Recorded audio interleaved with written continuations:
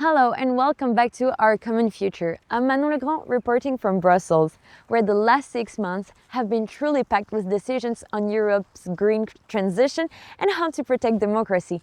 Let's go through what changed. First, climate. This summer, the European Commission proposed a new long-term climate target. By 2040, the EU should emit 90% less greenhouse gases than in 1990. After months of negotiations, the European Parliament and EU governments agreed on this as a binding target. Up to 5% of the reduction can come from buying carbon credits abroad, but at least 85% has to be real cuts inside the EU. That might sound technical, but it's basically the new roadmap for the next 15 years. It will influence how we heat our homes, what cars we drive, how factories operate, and how fast renewables like wind and solar expand. Climate policy is also tightly linked to energy security and the war in Ukraine. In December, the Parliament and governments reached a political deal to phase out Russian gas imports completely. The plan is to end imports of Russian liquefied natural gas by the end of 2026 and pipeline gas by the late 2027. But the green transition is expensive and politically sensitive. In November, the Parliament supported a one-year delay to a new EU carbon price on petrol, diesel and heating fuel, the system known as ETS2. Instead of starting in 2027, it will now begin in 2028. Supporters say this gives countries more time to shield low-income households from higher fuel and heating bills. Critics say it slows down climate action and risks keeping Europe tied to fossil fuel for longer. It's a clear example of the tension between ambition and social fairness. All of this connects directly to another key theme of the past month: democratic values. In November, the European Commission and the EU's foreign policy chief launched a new package called the European Democracy Shield. The goal is to protect elections and public debate from disinformation, cyber attacks, and hidden foreign influence, especially online. The Democracy Shield includes better monitoring of foreign information manipulation, more cybersecurity support for election authorities, and more support for independent media and fact-checkers. It links to a separate law now being negotiated that would require organizations and lobbyists to work on behalf of non-EU governments to clearly declare this in a public transparency register. Democratic values have also been under pressure inside the Union. In late November, the European Parliament adopted a new report on Hungary under Article 7, the EU's strongest procedure for dealing with serious breaches of its core values. MEPs said the rule of law situation in Hungary is still weakening, pointing to political pressure on courts, media and universities, and urged national governments to move towards concrete decisions. Around the same time, a prominent case involving a teacher and LGBTQ+ activist in Hungary facing possible criminal charges linked to a banned Pride march sparked strong criticism from rights groups. For many, it became a test of how serious the EU is about defending fundamental freedoms inside its own borders, not just outside. Why does any of this matter for the green transition? Because a fair climate policy needs trust. Trust that governments spend money honestly. Trust that courts are independent. Trust that media can ask tough questions. And trust that citizens and NGOs can speak up without fear. On the green side, the EU has locked in an ambitious 2040 climate target, taken major steps to phase out Russian gas, and kept pushing renewables and cleaner industry, while also revealing the political limits through the delayed carbon price and the push to deregulate. On the democracy side, Brussels is trying to build digital shield around elections, shine a light on foreign influence, and maintain pressure on governments drifting away from rule of law and fundamental rights. At the same time, national controversies and debates over regulation remind us that equality, non-discrimination and participation are never guaranteed. The challenge for Europe now is to do both at once. Move fast enough on climate to protect our future, while staying firmly rooted in the democratic values the Union was built on. From Brussels, that's your update. A Europe trying to go greener and protect its democracy, and still arguing loudly about how to get there.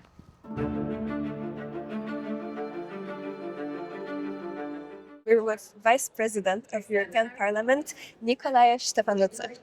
Could you please introduce yourself for our viewers? Hi, Denmark and the world. My name is Nicu Ștefănuță. I'm from Romania. I'm 44 years old. And I've been elected as an independent by many young people in Romania and their parents. All right. So, as a Vice President, you have a lot of responsibilities that combine sustainable infrastructure, democracy, and human rights. And you've been active on climate and Green Deal. When you talk about climate policy with friends or family outside Brussels, what's the first reaction? Hope, anxiety, or maybe just confusion? No, I try to bring the climate into their homes, into their cities, because if you speak on the climate as something general, something relating to ecology or something that people, it's too far from people. But if you put it in practical terms, that you say, the fact that your city is not green, the fact that you have burning wildfires in Sweden, that you have 40 degrees in Iceland or something, or then people understand better that the urgency is here and that it's touching them directly. That is not just a phenomenon somewhere in the ocean or somewhere in the forest, but it's something that's happening to them. People tend to be very not egoistic, but they think of the very simple things about day-to-day life. So you need to make it understandable to them. Right, thank you. So, the EU is now moving from 2030 targets to 2040 targets linked to climate neutrality by 2050. In one or two sentences, what does that actually mean for an ordinary citizen listening to us? So, if you could explain it the same way you explain it to your family members. Yeah, we're not so happy about moving targets, because I think if we're already the humanity is beyond the goals. This year has breached the 1.5 degrees threshold. So it only means, if it were to explain it, it only means we're not going to make it to reduce the goals. But not only that, but we won't be able to stop climate change, which means we need to adapt or suffer. So it's as simple as that. If we're not meeting the goals, we need to make the cities more adaptable, like plant trees that can reduce the effect of the climate change. But we're probably not going to meet the goals, and we're going to suffer the consequences. It's as simple as that. So, if we follow this path and try to achieve the 2050 targets, what would people mostly notice in everyday life? Energy prices wise, transport wise? I think it's like in Romanian we have an expression: long disease is certain death. So even if on the short term people might say, oh, these crazy Greens don't want to impose, a change in the engines, or that we switch from fossil fuels. On the long term, it means that we have missed an opportunity to do a change that's necessary, and in the medium and long term would be good for us, even price wise, to have renewable energies, transportation, etc. So long disease, certain death.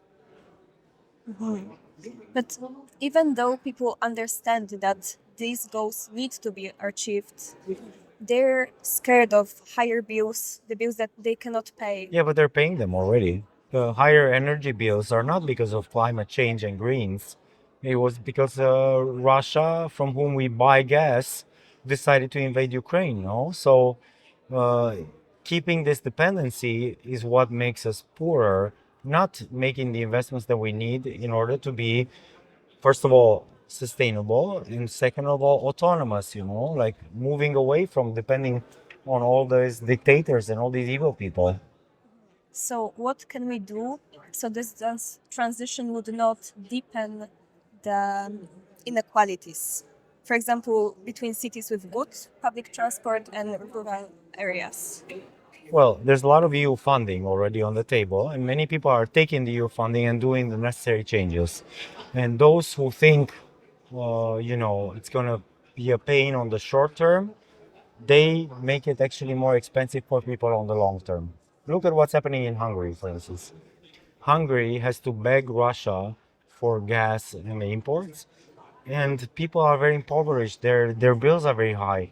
Well, if the government invested more in photovoltaic, into renewable energy on the European grid market, they wouldn't be in a state of what's it called? They're slaves now for their energy, slaves to a foreign power.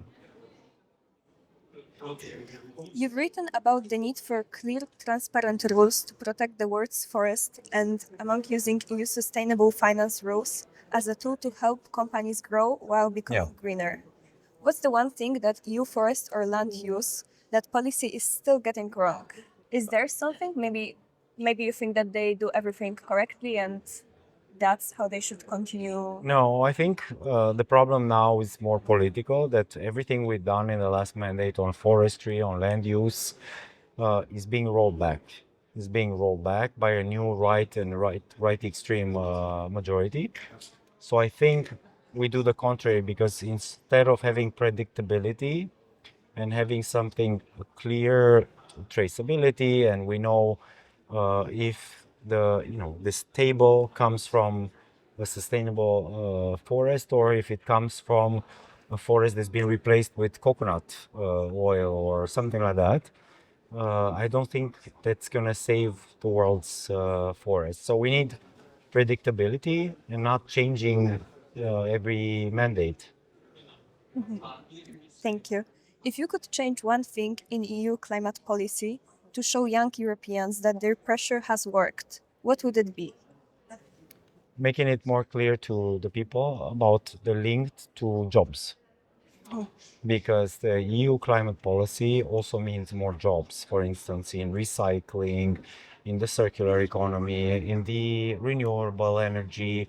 So, because there's these two trends that people have very high social problems, employment, housing, things like that, but people don't see that it's connected. And I think climate justice is social justice too.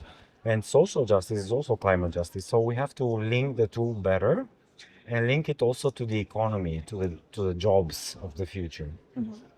Thank you so much for this answer and the whole interview. Tak, That's all. tak. No, that's all. Tak.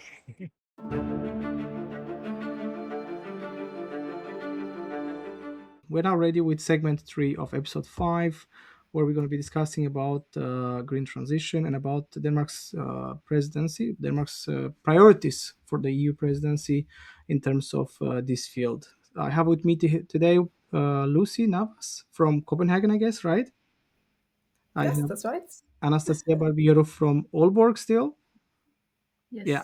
And then we have Maria from, Maria de Los Angeles. That's such a cool name. uh, yeah, from Esbjerg. They have joined us here today to discuss what do they think about the green transition now, especially considering what's happening, right? A lot of citizens in Denmark are revolting against green transition. A lot of projects to open new, I don't know, solar fields and wind farms are being rejected by the citizens. So I don't know if you have noticed, but in the past couple of weeks, a lot a lot of projects that were pre-approved before the elections got cancelled. We're talking about 50 to 60 projects like that. So the impact on energy, let's just say production, is quite significant. And now a lot of these people who, I guess, when they made a project, they probably put together some funding, some plans, some feasibility study. Now they have to find a new location, start again from scratch. So that should be, that will definitely make it slower, the whole process. But that's just Denmark, right? If we're talking here on a European level, Europe wants to be climate neutral by 2050, and now they have, even though the parliament has become a lot more right wing, they managed to pass 90% until 2040 recently, right? If that was a big surprise that they managed to do that, despite the whole, let's just say, fight back against the the green transition on a EU level as well. I mean, somewhere we lost something, right? If you have seen what happened with the big omnibus on simplification of rules for companies, they basically removed the whole need of sustainability consultants for a long, long time for the large, for large companies, and now, but at the same time, they still want to reduce by 90% by 2040. So I want to hear from you: is that possible? Can we reach 90% reduction in CO2 by 2040, which is in 15 years? Well, 14 now, I guess, soon. Any of you can. I don't think, if I may say so, I don't think it's possible, and I don't think it's realistic. The value change for the companies, it's requiring a lot of things. It's not only the customers, it's not only the projects that has been cancelled, but also the production and the logistics of the components, and all the general the ecosystem for the wind industry needs to be ready. And I Mhm. don't think the grid, for to share the electricity that is generated in the wind industry, we don't have the secure systems to have it and to storage it, so we will only depend on it. I think 15 years goes very, very fast. So in my perspective, I think it's unrealistic, but I think it's good to aim big, maybe to come closer. Anastasia, have you watched what happened? We had already COP30, right?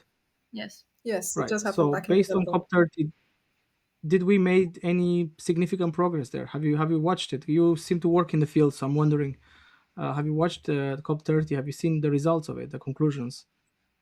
Well, I feel that the focus of the COP is changed from the climate mitigation to climate adaptation.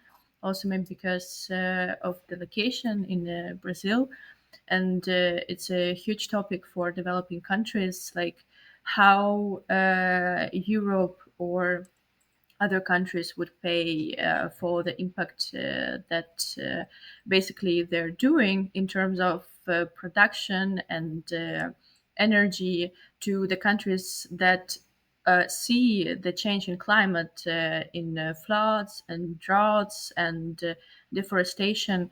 So it's been a huge focus right now, and I think that it kind of slightly also reflects what Maria is saying, that maybe it is a really ambitious goal to do the reduction by 90% till to 2040.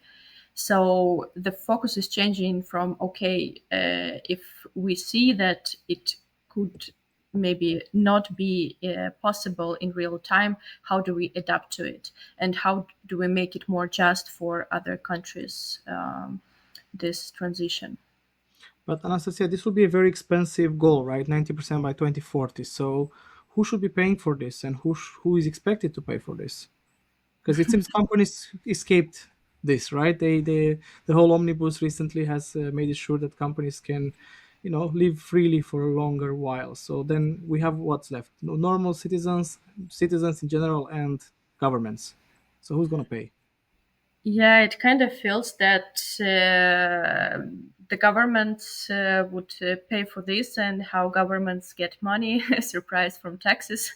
So I think it would influence also both citizens and the business through the fines or maybe fees or also taxes, because all the climate policies, also like in developing countries, financed by EU or World Bank, like they already took place, but now we need like more money for this. So I think it would be just more money allocated to those topics, and maybe, I don't know, would be less money to other topics more related to the government, like to the citizens itself. So maybe it would be also the hidden cost for the citizens, that maybe some problems with the education under financing, or in healthcare, or in infrastructure, and maybe those money would go for just climate transition. But would you be willing to pay higher taxes yourself, just if it means that we can get faster to climate neutrality? Well, I would say that I'm an immigrant and I moved to the country with the higher taxes.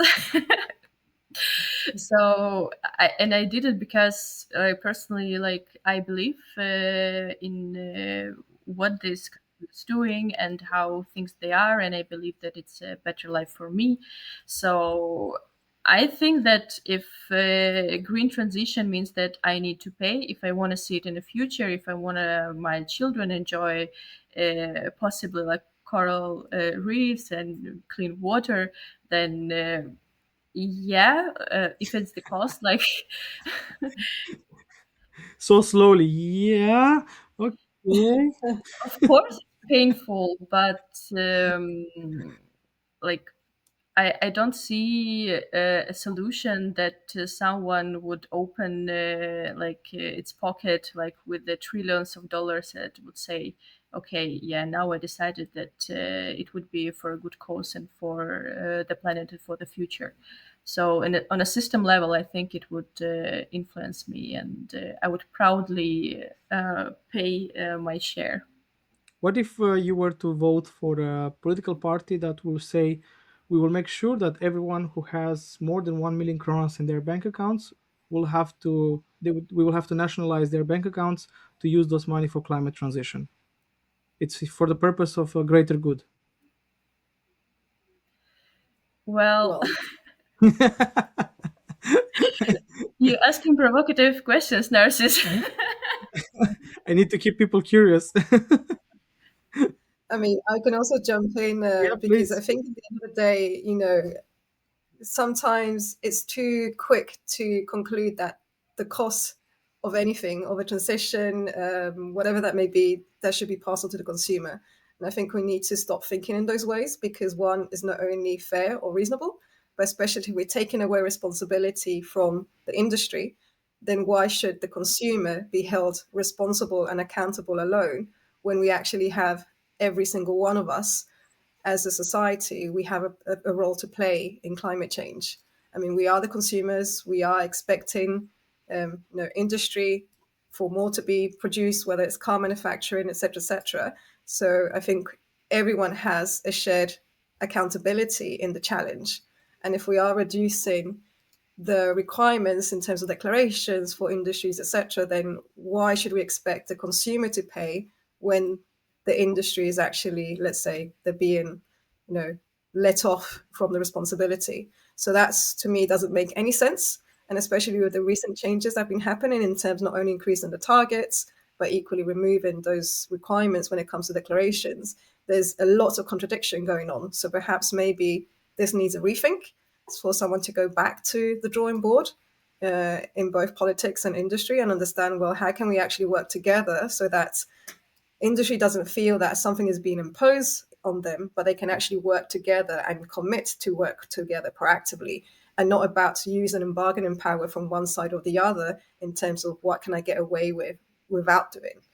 If we also think about, the comment that the UN Secretary General for the United Nations said back in COP30, that the gap between where we are and what science demands, remains extremely dangerous. Yet we still keep brushing away the science in favor of expanding profits, industry, and we see as well from other examples where actually focusing on climate action and focusing on the three P's, people, profits, and planet, it actually has a good business case for it.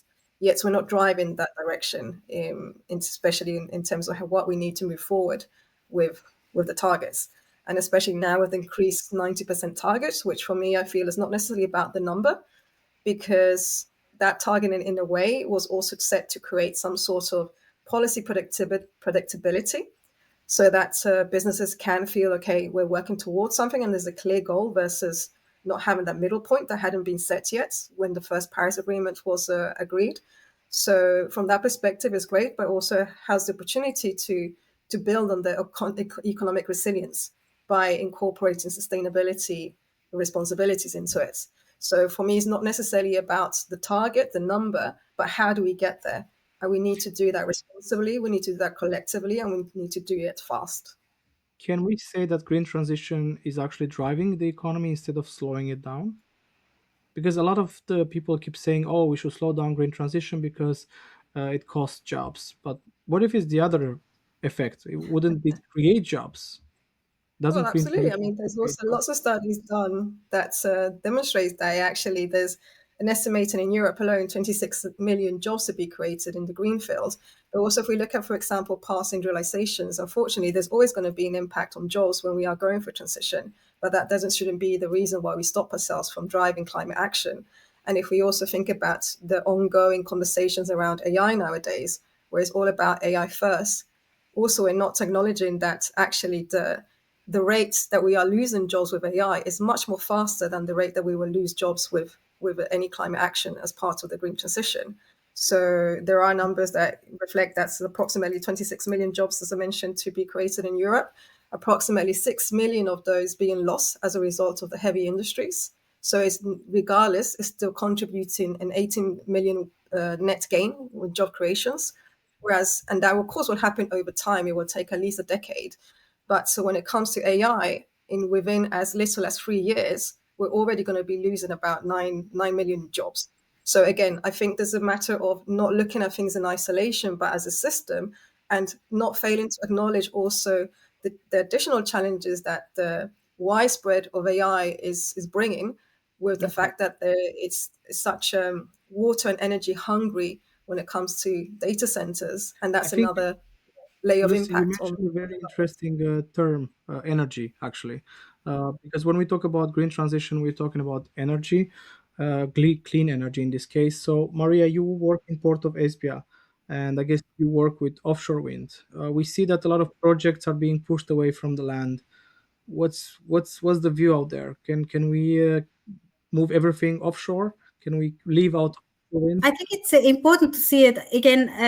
As you were saying, Lucy, it's not the isolated one industry, but looking into the ecosystem. Because if we look back, let's say 15 years, there was a huge boom of going from fishery, at least in Esbjerg, going from fishery to going to oil and gas, and then from oil and gas to go to wind industry, which is renewables and green, energy and so on.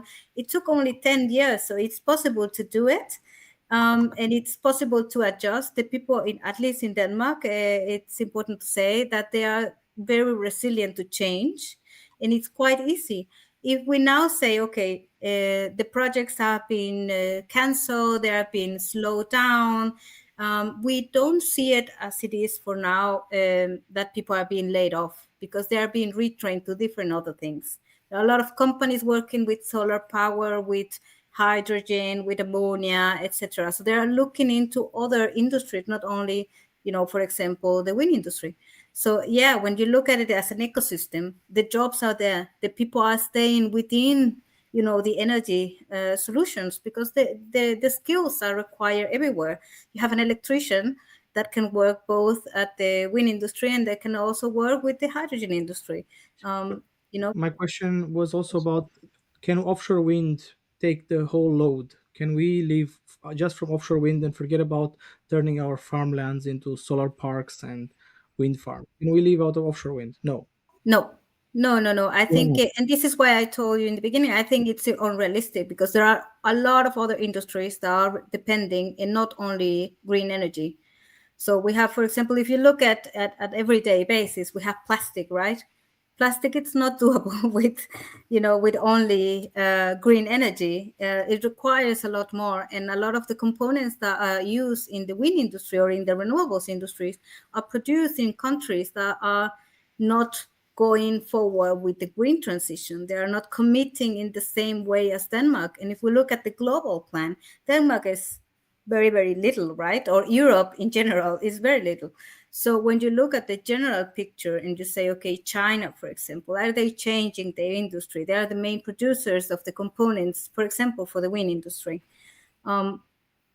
So you really need another type of industry to support to produce the wind industry. So But it's Maria, depending still. the message that the Dite, your local neighbor in the farmlands in Esbjerg, in Varde, the message that she wants to hear is, can I get rid of the solar parks from my backyard so I can enjoy my beautiful nature? Can you promise that to them? I don't think so. I don't think it's realistic to say, at least not in the 15 years. I mean, maybe in a longer period of time it would be possible, but as I see it today, I don't think so. Because a lot of people are being angry because they feel like they are losing nature in exchange of energy. So what is more important, that we have more access to energy, electricity, or that we have nature, right? Well, the good thing with offshore, for example, wind, is that you can put it outside the country. I mean, you can have it on land; it's easier. But if you really want to get, to produce big amounts of it, it's by the sea, for example, on offshore substations.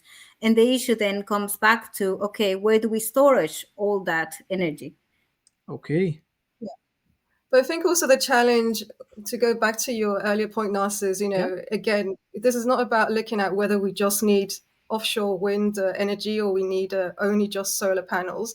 The energy, if we look at energy on its own, it's made up of a mix, and we need a mix because in order to move away from fossil fuels, we need a mix of energy, and that comes from wind, it comes from solar, it comes from hydrogen, etc.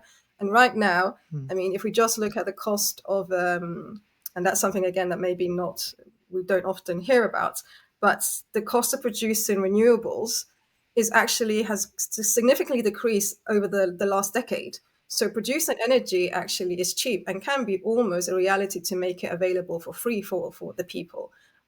Where we have the challenges, however, is that how the market is designed is old-fashioned in terms of we're still pricing electricity or energy on gas, and that's what also keeps the prices high across Europe, and where the savings of are not passed on to the consumer. And that's where, again, so if we move away from that, we're able to pass the benefits to the consumer. The consumers will be more receptive, like someone saying, okay, why are you going to have a solar panel in my backyard? So if they know they're going to get the benefit from it, then they'll be more receptive of that. But at the same time, if you look at examples, and I think Denmark is a good example in it, so if you look at Samsø, the island of now the Green Island, where by participating actively with the community to design these solutions and get them to almost become investors in those projects, where they see that they will gain some return from it as well, that they were more receptive also to see, windmills or a solar farm being installed. But at the same time, I think, we have to be thinking from collective terms. We can't be thinking of individualistic regional terms. Yes, it's great to look out your window and have a beautiful green field, but realistically, in a couple of years' time, we're not going to be looking at green field. We're going to be looking at a land that doesn't have is not so fertile. We can't grow anything there. We can't have any sort of a flora fauna in the future. So do you want to sacrifice the long term for a very narrow, in a way, selfish and individualistic perspective, which is not looking at the bigger picture? And I think that's where one of the challenges, of course, policymakers have in terms of balancing both the needs of local communities with the overall national and global needs. So when we come to thinking about where we are in the state of the world, we can't be thinking individualistically. And we need to find the ways So, that we can working together and own the problem as well as be empowered to be part of the solution.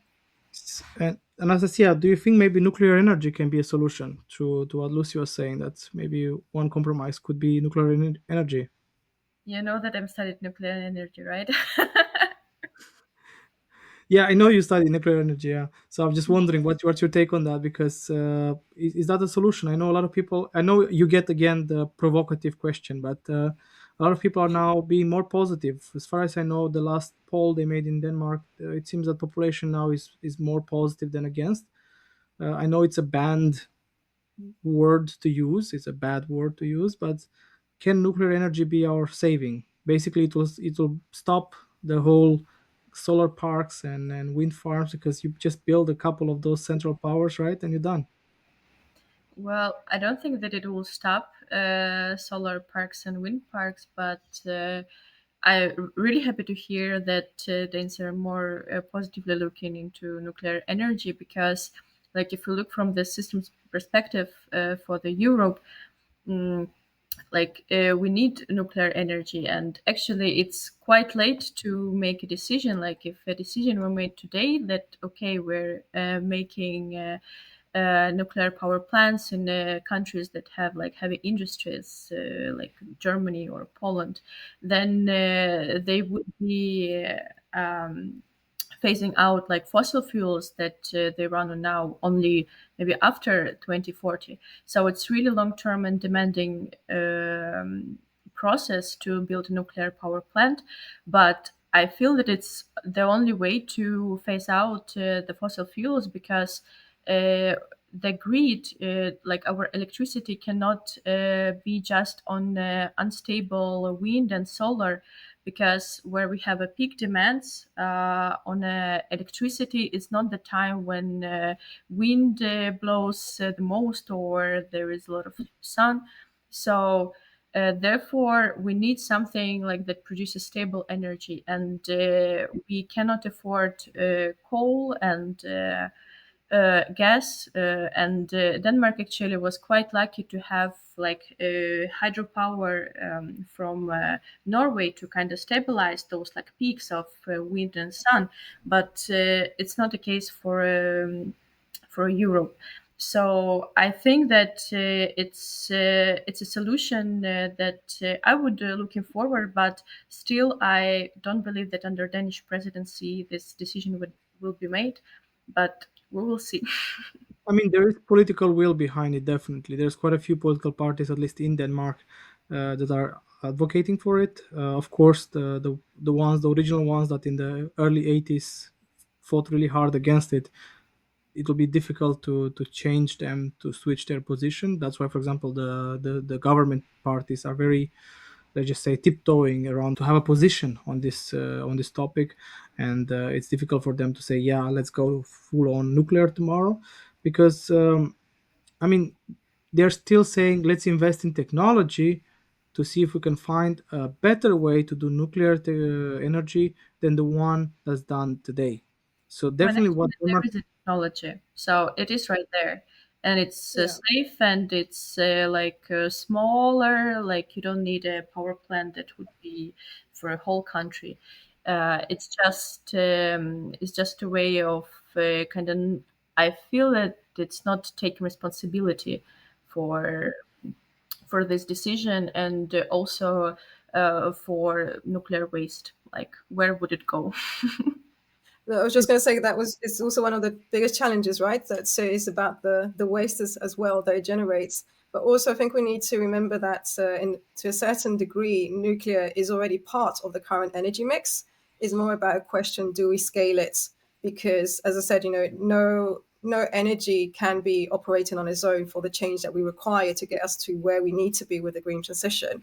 And at the moment as well, we actually, although it's very fickle when it comes to producing wind or solar energy. But at the same time, there is so much that is already being wasted today because we don't have the storage infrastructure and the capabilities to say, for example, if Denmark has excess wind energy, we can send it to Germany or whatever. So that doesn't exist right now. So it's not that the wind and solar energy can't handle what we need it for.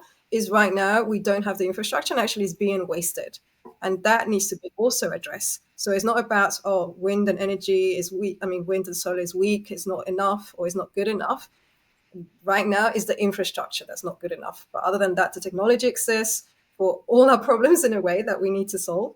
And it's a matter of accelerating and scaling to gain those economies of scales. But most importantly, the making sure that when it comes to energy in particular, we address the challenges that are preventing us from actually accelerating the green transition. And that's things like the infrastructure for grids as well, that needs a huge upgrade to be able to handle all these new initiatives coming online.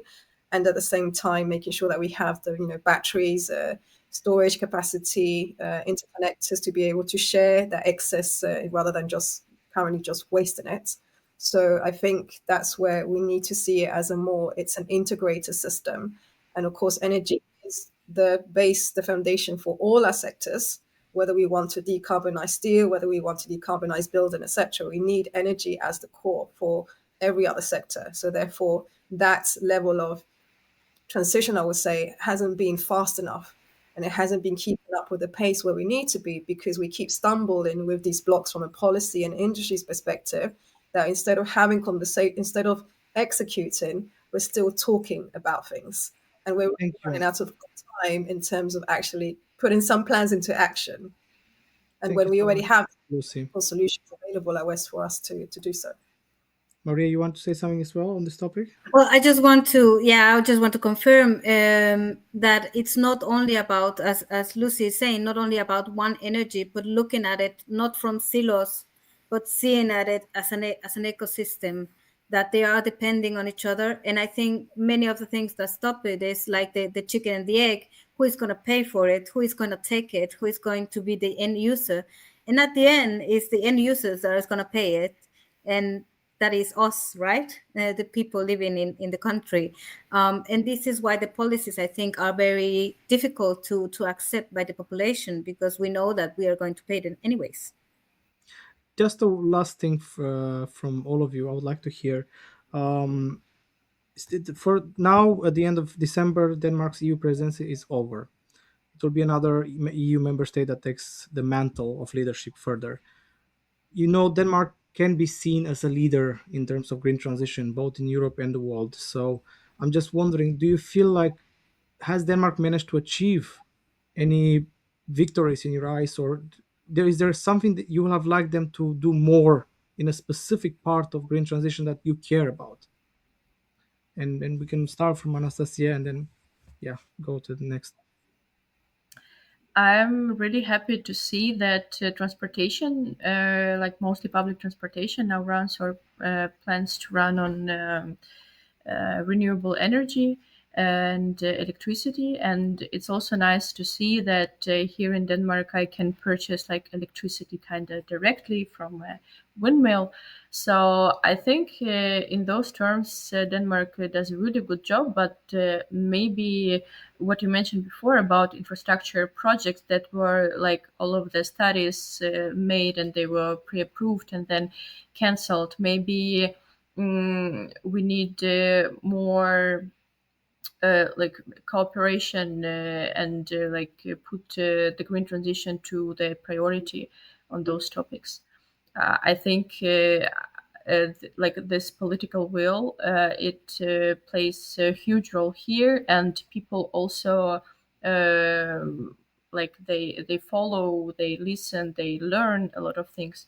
So I would say that what we need is just to go forward and not like 2 steps forward and 3 backwards.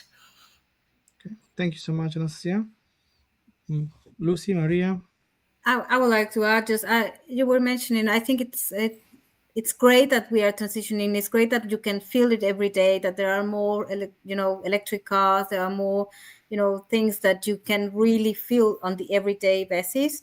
But when we look at it as Europe, I would like to see more communication of it. I would like to see more marketing, if you will call it like that. Like Denmark is too shy, I think, to say we are doing this and this is actually working, because it's the Danish culture. It's Danish culture not to say it out loud that much. And I think it would be great if you could just travel to another country and say, okay, they are doing it. They are funding it with European, for example, fundings, or what they are doing with own resources, wherever.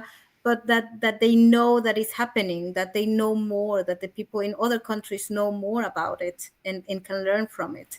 I think that is, for me, one of the things that I would like to see more in the future. Super. Thank you so much, Maria. And Lucy?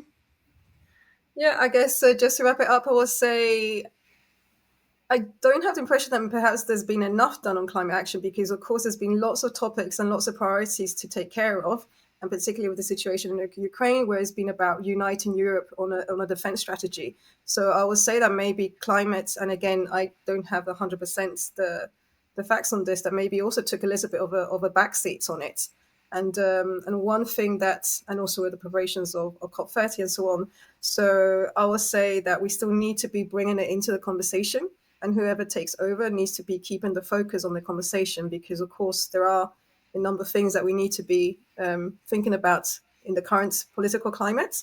But is how do we also again have those joined up conversations, because the separates conversations around creating, for example, super data centers. There's Gefion in the Nordics. There's every country has their own initiatives, but we're not thinking also at how do we work more collaboratively as Europe and European Union. Unfortunately, being from the UK, we're not entirely parts of that with Brexit, but I still want to see Europe succeed.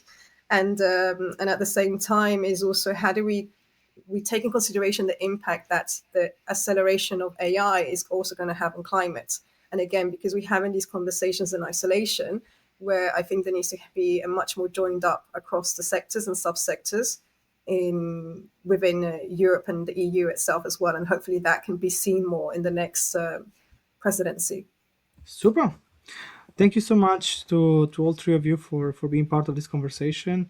And I hope that in the next 6 months we will see more focus on this topic. As you all said, it's not much has been done because the focus is defense. The focus is surviving a potential large conflict with our eastern neighbors.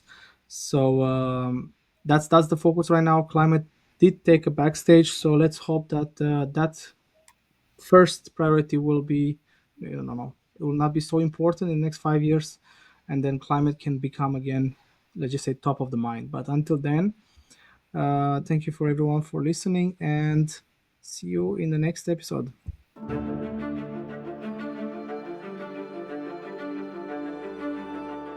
Hello everyone, and welcome to our final segment of the series, actually. In the next few minutes, we will talk about how Europe is doing on its climate goals and whether it can ramp up its green ambition without hurting the economy or the citizen wallets. Well, the headline news is that the EU has been racing to set a new legally binding climate target for 2040. The European Commission has proposed in July that the EU commits to cutting net greenhouse gas emissions by 90% until 2040 compared to 1990 levels. This 90 by 2040 goal is meant to be a midpoint between now and the ultimate aim of climate neutrality by 2050.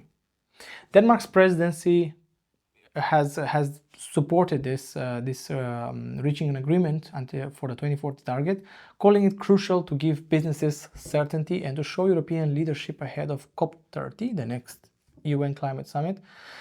And in the past couple of months, the intense negotiations have been underway to get all EU countries on board. In 26th of October, a draft compromise was circulated to try to bridge the differences for the COP30 meeting that happened in November. And they made it. On November 5th, the EU ministers have reached a landmark deal, agreeing to amend the European climate law to include a 90% by 2040 emissions reduction target. This made the EU the first major economy to enshrine such an ambitious 2040 goal. With this deal in hand, the EU arrived at COP30 in November, able to claim the mantle of climate leadership and hopefully to nudge the other big emitters to increase their own commitments, which unfortunately, as you have seen, did not happen. Another angle to the green transition is the ongoing effort, of course, to wean Europe off Russian fossil fuels completely, which ties climate goals with energy security. By late 2025, Europe had drastically cut Russian gas imports. The presidency has promoted expanding renewables and energy efficiency to never again be so reliant on an aggressive neighbor for power. There is the big question: can the EU go greener without going broke? On October 23, 2025, EU leaders explicitly stated that the green transition should maintain ambitions while supporting EU competitiveness and security of supply. One example of finding this balance is the contentious issue of EU car emissions rules. The EU has a 2035 deadline to end sales of new combustion engine cars. But by late 2025, countries like Italy and Germany were lobbying to ease some of these rules, for instance, by allowing certain synthetic e-fuels in cars after 2035. European Commission is even considering adjusting the 2035 car ban under such pressure. This shows that finding the right balance in an active debate, right? How to hit climate targets without crippling industries or angering voters. Denmark's presidency, for its part, has stressed solutions like faster permitting for green projects, so wind farms and solar parks can be built quicker, and better financing frameworks to help industry go green cost effectively. The idea is to make the transformation of European industry as predictable and incentivized as possible to give businesses the confidence to invest in clean tech. The EU also worked on international climate finance, basically providing funding to poorer countries to help them cut emissions and adapt to climate impacts, which is key to getting global buy-in. Also, the Danish presidency and EU diplomats have been discussing forming climate clubs with partners, essentially groups of willing countries that coordinate on carbon pricing and industry decarbonization, so that they move forward together at a similar pace.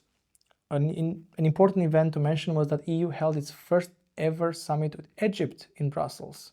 Why I mention this in a climate context? Because Egypt is a key player in the Mediterranean for energy and is very vulnerable to climate change. Think the Nile water issues. At that summit, the EU and Egypt positioned their partnership at the forefront of the green transition in the region, agreeing to cooperate on things like renewables and hydrogen, of course. It shows the EU engaging its neighbors on climate and green energy as part of a broader diplomatic relations. So climate leadership is not just words. It's about building alliances and showing the rest of the world the way. So as of 2025, or the end of 2025 as we are now, Europe's green transition is forging ahead, but with eyes wide open about the challenges. And that's our wrap for the green transition updates.